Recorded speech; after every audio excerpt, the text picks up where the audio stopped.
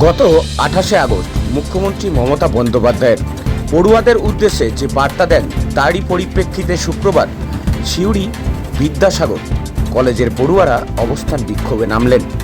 মুখ্যমন্ত্রীর নির্দেশ অনুযায়ী কলেজে আজ থেকেই শুরু হলো অবস্থান বিক্ষোভ।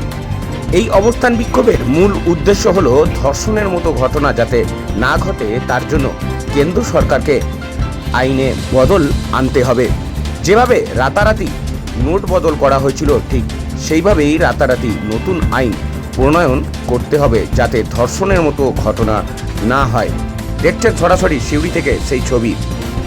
শুনবো পড়ুয়ারা কি বলছেন, শোনাবো আপনাদের।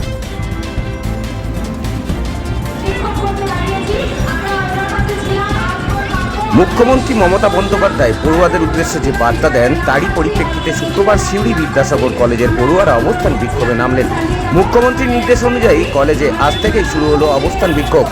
এই অবস্থান বিক্ষোভের মূল উদ্দেশ্য হলো ধর্ষণের মতো ঘটনা যাতে না ঘটে তার জন্য কেন্দ্র সরকারকে আইনে বদল আনতে হবে।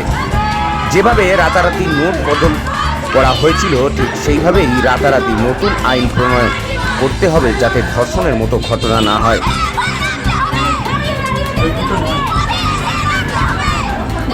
সিউড়ি থেকে তানিয়া ঘোষের রিপোর্ট, ডেলি নিউজ, বীরভূম।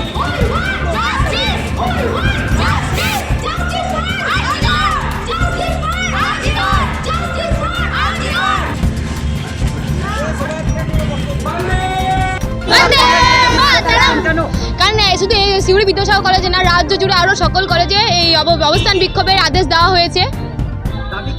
দাবি একটাই দাবি যে দোষীদের শাস্তি হোক, কঠিন থেকে কঠিনতম শাস্তি হোক, আর আমাদের মুখ্যমন্ত্রী মমতা ব্যানার্জির ওপর কটাক্ষ অপবাদ আরোপ করা বন্ধ হোক।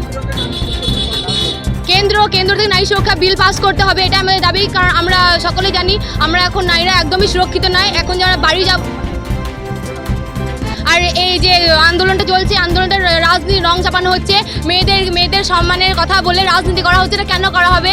আর আমাদের যে মুখ্যমন্ত্রী রয়েছেন ওনাকে কেনই বা কটাক্ষ করা হবেন?